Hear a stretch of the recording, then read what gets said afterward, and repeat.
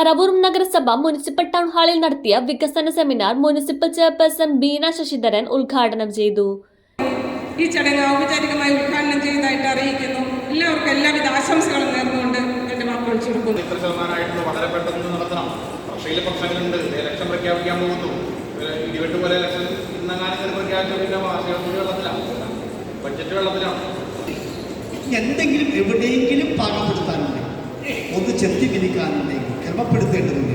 അങ്ങനെ ക്രമപ്പെടുത്തി ഇന്ന് നമുക്ക് ഈ വികസന സെമിനാർ എന്നിവിടെ കഴിഞ്ഞാൽ നിങ്ങളത് അംഗീകാരം നൽകിയാൽ ഇന്ന് തന്നെ മുഴുവൻ സ്റ്റാൻഡിംഗ് കമ്മിറ്റികൾ കൂടി അതിന് അനുവാദം നൽകി ബഹുമാനപ്പെട്ട പറവൂർ നഗരസഭയുടെ കൗൺസിൽ കൂടി അനുവാദം നൽകിയെങ്കിൽ മാത്രമാണ് നമുക്ക് ജില്ലാ പ്ലാനിംഗ് ബോർഡ് സമർപ്പിക്കാൻ കഴിയും.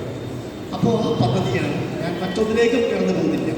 സേവന മേഖലയിൽ താലൂക്ക് ആശുപത്രിയിൽ പുതുതായി സോളാർ പാനൽ സ്ഥാപിക്കാൻ 75 ലക്ഷം, ഹോമിയോ ആശുപത്രിക്ക് 10 ലക്ഷം, പാർപ്പിടത്തിനായി 69 ലക്ഷം, വയോജനക്ഷേമത്തിനായി 19.75 ലക്ഷം, ആശ്രയ പദ്ധതിക്കായി 5 ലക്ഷം, അതിദരിദ്രർക്ക് മരുന്നിനും ഭക്ഷണത്തിനുമായി 1 ലക്ഷം, സ്കൂളുകൾ, അംഗൻവാടികൾ പരിപാലനം, അമൃത് പദ്ധതി തുടർ ചെലവുകൾ, ABC പദ്ധതി, തെരുവുനായ വാക്സിനേഷൻ, വാർഡ് തല ചെലവുകൾക്കായി 7.90 ലക്ഷം, പൊതു ടാപ്പുകൾ ഒഴിവാക്കുവാൻ 1 ലക്ഷം രൂപ, തെരുവുവിളക്ക് പരിപാലനം, നഗരസഭ ഓഫീസ് പരിപാലനം എന്നീ പദ്ധതികളാണ് ഉൾപ്പെടുത്തിയിരിക്കുന്നത്.